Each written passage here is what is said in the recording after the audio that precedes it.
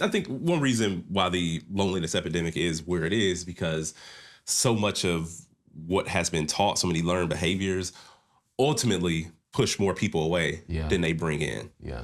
And if you become a person that is unbearable to be around, whether it's for a potential partner or whether it's potential friendships, and it's just like there's just a lot of things that have to be unlearned. There's a lot of unwiring that needs to take place Yeah. for people to even be in a place where new relationships are possible. Yeah, Sure. yeah.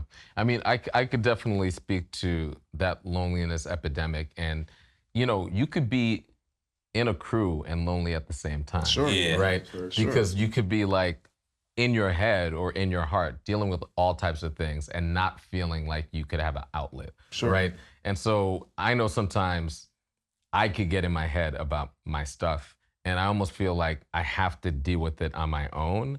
And if I'm going to talk about it, I can only talk about it as something that I dealt with after the fact. I've had a hard time in real time when I'm dealing with something, sharing it with people. I might be in community with folks, but I think there's an interesting thing about loneliness is like, we almost think about loneliness as like the caricature of like somebody literally alone in their, in whatever, like, like the caricature of the incel in their mom's basement, just like online, right?